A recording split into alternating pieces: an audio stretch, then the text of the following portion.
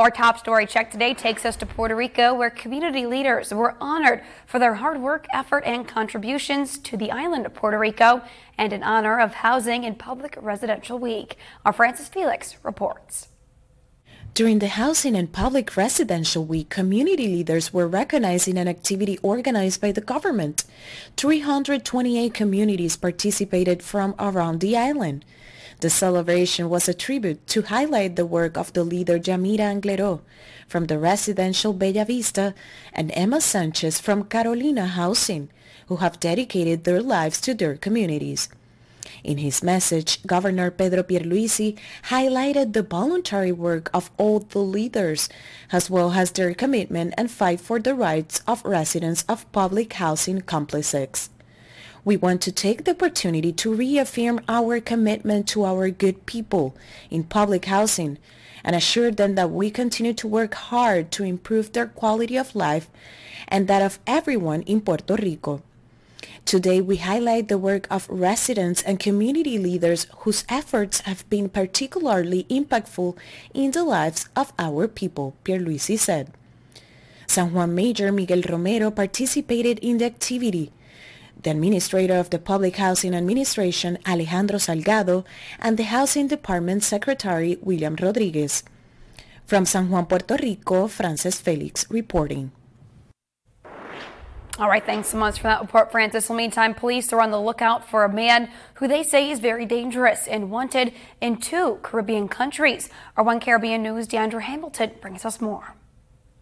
Brandon Leonardo Ramming, wanted in not 1 but 2 countries in the region. The 32-year-old is wanted in the Turks and Caicos Islands for murder, drugs, and firearm possession. While in the Bahamas, he's wanted for his alleged gun crimes there.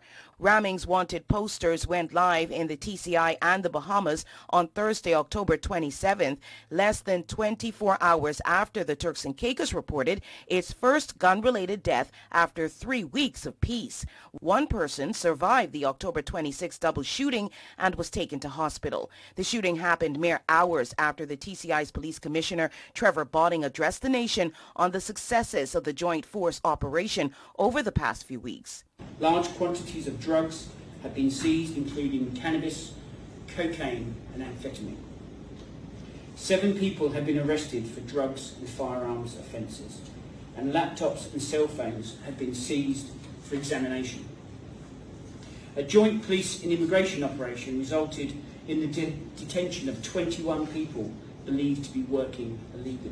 In addressing the House of Assembly earlier in the month on October 20th, the leader of the opposition, Edwin Aspet, commended the Bahamian police, currently working with the Royal Turks and Caicos Islands force, suggesting that the TCI emulate their tactics to help curb crime in the country.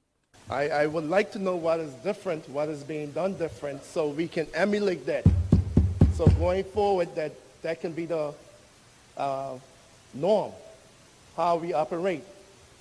The normal way of doing things, because obviously whatever they are doing is effective. 3 shooting incidents and 1 gun-related death have been reported in the Turks and Caicos since the Royal Bahamas Police Force started working with the country on October 7th. Deandra Hamilton reporting. All right, thanks so much for that report, Deandra. Well, switching gears now to some health news. Pfizer is working on an RSV vaccine for newborns and now says it has enough data to seek approval from the FDA. The company says it will submit its findings by the end of the year. RSV is a common respiratory virus that typically causes mild cold-like symptoms, but it can be dangerous for older adults and infants.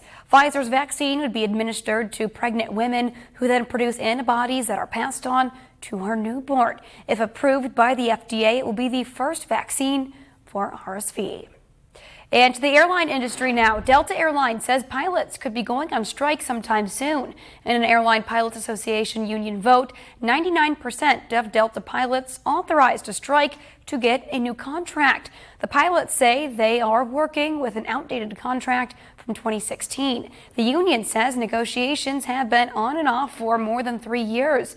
If there was a strike, it wouldn't happen until after Thanksgiving's travel surge. Delta Airlines says negotiations have been progressing. Airline officials say they are confident that the company can reach an agreement with the pilots.